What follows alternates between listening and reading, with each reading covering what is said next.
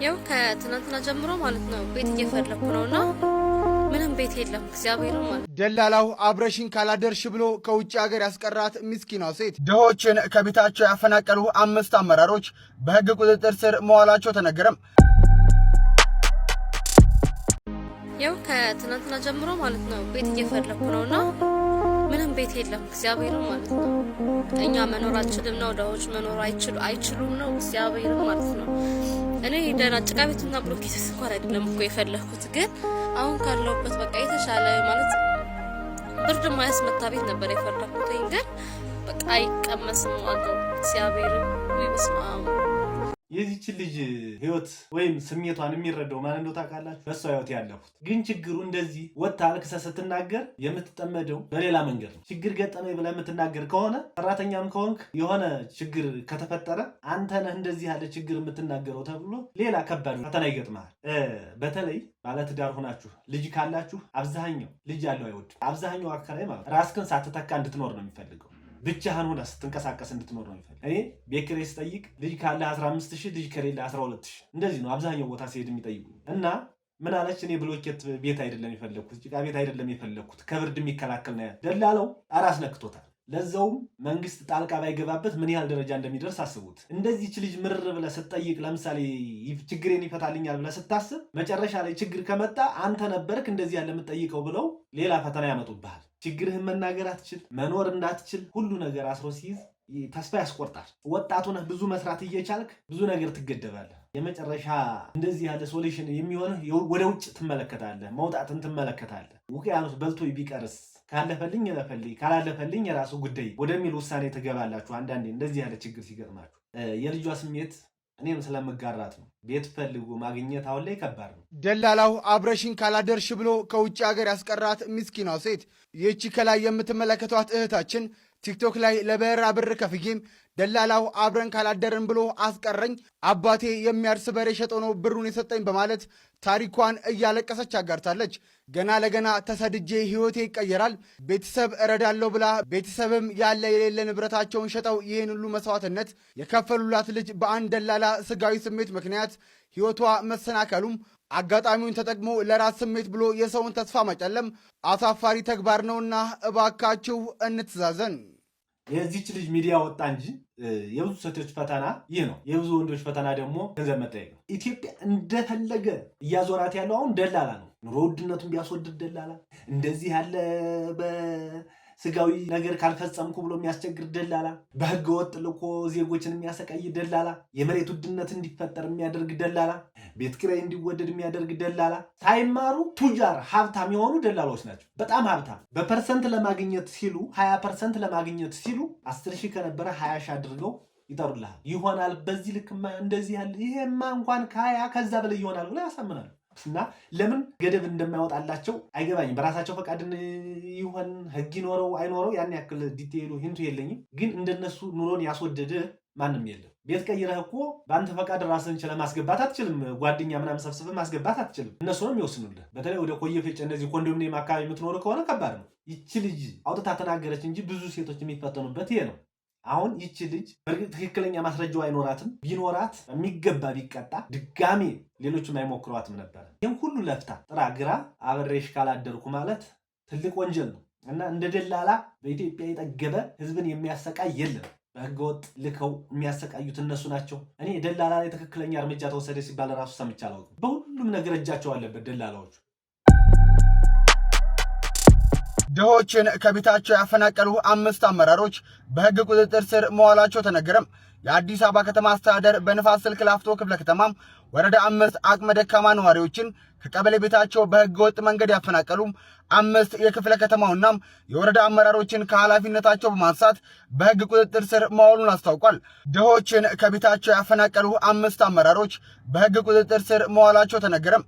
የአዲስ አበባ ከተማ አስተዳደር በንፋስ ስልክ ላፍቶ ክፍለ ከተማም ወረዳ 5 አቅመ ደካማ ነዋሪዎችን ከቀበሌ ቤታቸው በህገ ወጥ መንገድ ያፈናቀሉ 5 የክፍለ ከተማውና የወረዳ አመራሮችን ከኃላፊነታቸው በማንሳት በህግ ቁጥጥር ስር መዋሉን አስታውቋል። አመራሮቹ ለግል ጥቅማቸው ሲሉ የካንሰር ታማሚና አራስ እናትን ጨምሮ በርካታ ነዋሪዎችን በሌሊት ከቤታቸው ማስወጣታቸውን ተከትሎም የከተማ አስተዳደሩ ባደረገው አስቸኳይ ማጣራት ተበዳዮች ወደ ቤታቸው እንዲመለሱ አድርጓል። ይህን ውሳኔ እንዴት ታዩታላችሁ? ሐሳባችሁን ኮሜንት ላይ ጻፉልን። ፎሎ እያደረጋችሁ ቤተሰብ ይሁኑም። ድሃ ህመምተኛ የሆነ ያንን ቤት ለመውረስ ሲሉ አፈናቀሏቸው፣ አስወገዷቸው። በቁጥጥር ስር ዋሉ የሚል ዜና አሁን እኔ በጣም ያስጠላኝ። እንደዚህ ያለ በቁጥጥር ዋሉ ሳይሆን እኔ ሙስናና እንደዚህ ያለ ስራ የሚሰራ እንደው ትክክለኛ ህግ ለምሳሌ የሌላ ንርሶቦ ያስለቀሰን ለምንድን ነው? የሳውዲ አረቢያ ህግ በቃ ምህረት የሌለው ነው። አጥፍታ ከተገኘ ለምሳሌ በቻይና የሚሄድ በሳውዲ አረቢያ ሙስና ሰርተ ከሆነ የመጨረሻውን ፍርድ ታገኛለህ። አስተማሪ ነው። ከዛ በኋላ ማንም አይደርስም። በስህተት ለፈጸመችው በአጋጣሚ እጇ ላይ ባለፈባት ህይወት 13 ዓመት ታስራ ለዛውም ስንት እንግዲህ ከሽማግሌ ከሃይማኖት አባት ከሀገር ከመንግስት ሁሉ ትብብር እያደረገ ሳውዲ አረቢያ 13 ዓመት አስራ ቆይታለች። እንደማትመራ ስላወቀ ሁሉም ርብርብ ቢያደርግ ራሱ 13 ዓመት ታስራለች። እንግዲህ አይ ቲንክ በእጇ ያለፈባት ህይወት ሁኔታው ነው እንጂ ምህረት የለም ነበር። እና እኛ ጋር በቁጥጥር ስር ዋለ፣ ሙስና ሰርቶ በቁጥጥር ስር ዋለ። እንደዚህ ያለ ህመምተኛ ዳ አፈናቅሎ በቁጥጥር ስር ዋለ። እንደው ምን አለ እንደው ለምንድን ነው ግን እንደው እንደ ሳውዲ አረቢያ ያለ ህግ ለምንድን ነው ህግ ማናወጣው? ግን ለምንድን ነው እንደ ቻይና ያለ ህግ ማናወጣው? ለምንድን ነው እንደ ቻይና ያለ ህግ ማናወጣው? የራሱን ጥቅም ካገኘ እኔ አንድ ምን አለ መሰላችሁ፣ ኢትዮጵያ ለውጥ የምታመጣው የመንግስት ባለስልጣናት ከላይ እስከታች ያሉት በመንግስት የሚደረግላቸው ቤት ምደባ፣ በመንግስት የሚሰጣቸው ቤት መኪና ምናምን ተነጥቀው እንደ ተራ ባለሙያ ቢሰሩ ያለውን የኑሮ ሁኔታ ችግር ስለሚረዱት ወጥተው ወርደው ስለሚያዩት፣ ለምሳሌ ታክሲ የሚከፈሉ ማንኛውም ነገር እንደ ማንኛውም የኪራዩን ማንኛውንም ክፍያ ስለሚፈጽሙ ያን ችግር ስለሚያዩት ጠንክረው ሰርተው ያንን ለመለወጥ ይታትሩ ነበር። ግን ልክ ወደ ኃላፊነት ደረጃ ሲመጡ ቤት ይሰጣቸዋል። ቤት ከተሰጠ ያንተ ችግር፣ በነገራችን ላይ አብዛኛው አመራር እሱ የሚኖርበትን ነው ሁሉም ህዝብ የሚኖር የሚመስለው። ለዛም ነው አንዳንድ ችግራችን ቸገረ፣ ቤት ኪራይ ተወደደ፣ እንደዚህ ሆነ ስንል ችግር የሚያወራውን በመጥፎ ሁኔታ የሚያዩት እና ኢትዮጵያ እንድትለወጥ ከተፈለገ ሁሉም አመራር በራሱ ጥሮ ግሮ ለፍቶ ያገኘው ኦኬ ይቀመጥ።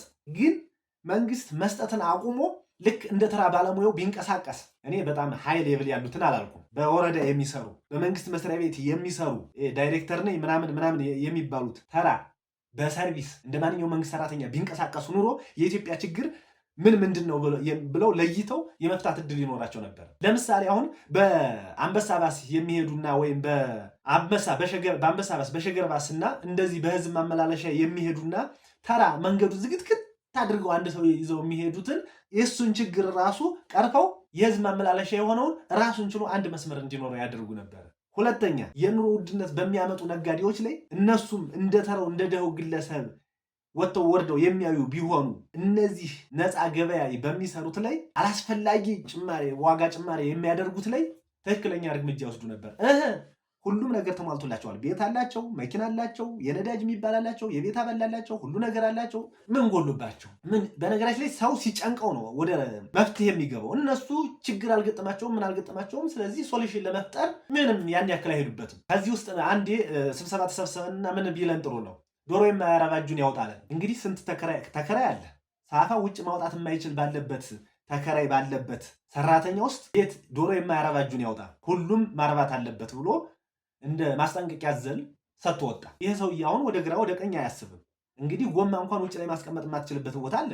ኢትዮጵያ ውስጥ እንደዚህ ያለ አመራሮች ስህተት ሲሰሩ በቁጥጥር ዋሉ ከሚለው ውጭ እንደው ትክክለኛ ማለት ለህዝብ ግልጽ የሚሆን እንደው መረጃ ቢኖር ማንም ደግሞ አይሰራውም ነበር። እነዚህ ጨካኝ አረመኔዎች ይዘው ሀገርን ዝቅ ከሚያደርጉት ግንባር ቀደሞቹ ናቸው።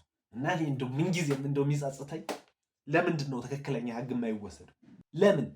ባለሀብቱ ጨካኝ መሆኑን የምታረጋግጡት መንግስት በዝቅተኛ ደረጃ ለምሳሌ የ5000 ቤቶች ጨረታ ቢያወጣ እነሱ በ5 ወይም በ10 አባስተው አንተ 5000 ጨረታ ወጥቶ በ6000 በ7000 ብትሞክር እነሱ በ30000 እና ከዛ በላይ አድርገው አንተን ነፃ ያደርጓል። ትርፍ ነው። ኢቨን ራሱ እኮ ኮንዶሚኒየም ሲሰራ ቤት ያላቸው ነው ኮንዶሚኒየም ተጨማሪ ማውጣት የሚችሉት የሚገነቡት እና እኔ እንደው የኢትዮጵያ ሕግ እንደው መቼ ጠንክሮ እንደዚህ ካለ ነገር ነፃ እንደሚሆን አላውቅም። በቁጥጥር ስር ዋሉ ሳይሆን ትክክለኛ ፍትህ እንደ ሳውዲ አረቢያ ያለ ሕግ እንጠቀም። እንዴ አብረን እንኖር እኛም እንዴ ደዎቹ አብረን እንኖር እኛም። ላይክ ኤንድ ሰብስክራይብ በማድረግ የዩቲዩብ ቻናል ቤተሰብ የሆኑ እንደዚህ ያሉትን እስኪ እናጋልጥ።